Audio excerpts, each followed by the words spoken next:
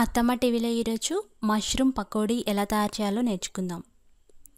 అంటే పుట్టగొడుగులతో చేసుకునే పకోడీ.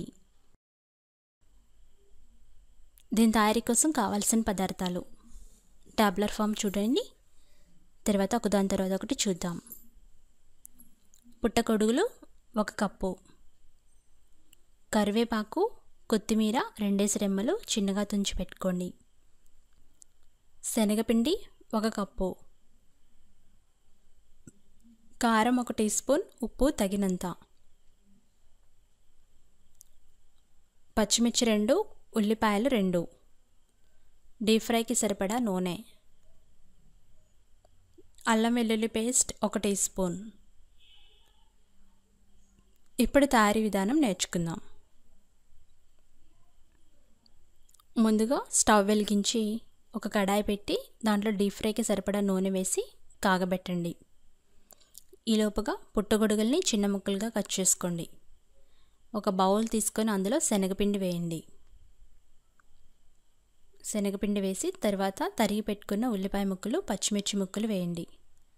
తర్వాత తరిగి పెట్టుకున్న కరివేపాకు, కొత్తిమీర వేయండి. అలాగే అల్లం వెల్లుల్లి పేస్ట్ వేయండి. రుచికి సరిపడా ఉప్పు వేసుకోండి. కారం వేయండి.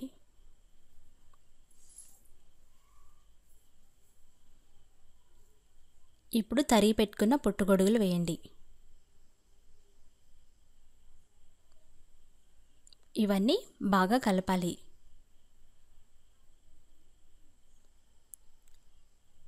వాటర్ పోయకుండా ఒకసారి బాగా కలిపి తర్వాత కొంచెం కొంచెంగా వాటర్ వేసుకుంటూ పకోడీల పిండిలాగా గట్టిగా కలుపుకోవాలి.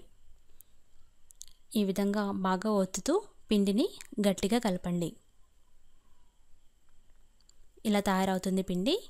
ఇలా గట్టిగా కలుపుకొని పక్కన పెట్టండి. పకోడీల పిండి రెడీ అయింది.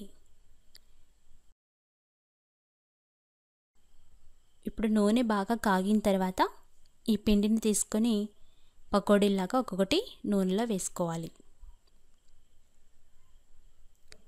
నూనెకి సరిపడినన్ని పకోడీలు వేసుకోండి. పిండి గట్టిగా కలిపితే పకోడీలు చాలా టేస్టీగా వస్తాయి. నూనెకి సరిపడినన్ని పకోడీలు వేసుకొని 2 వైపులా తిప్పుకుంటూ గోల్డ్ కలర్ వచ్చేంత వరకు వేయించాలి. మీడియం ఫ్లేమ్లో పెట్టుకొని వేయించుకోండి. ఇవి వేగడానికి కొంచెం టైం పడుతుంది, ఎందుకంటే పుట్టగొడుగులు కూడా వేగాలి కదా.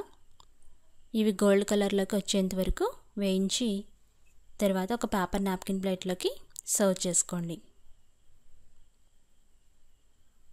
అంతే, rainy season special mushroom pakodi ready అయింది. ఒక డిఫరెంట్ టేస్ట్తో ఉండే ఈ పుట్టగొడుగుల పకోడీలు ఈవినింగ్ స్నాక్ లాగా ఎంతో టేస్టీగా ఉంటాయి. టీ టైం స్నాక్ లాగా సర్వ్ చేయండి. రెసిపీ టెక్స్ట్ కోసం attammatv.com చూడగలరు. మరికొన్ని రెసిపీస్కి అత్తమ్మ టీవీ సబ్స్క్రైబ్ కాగలరు. ధన్యవాదములు.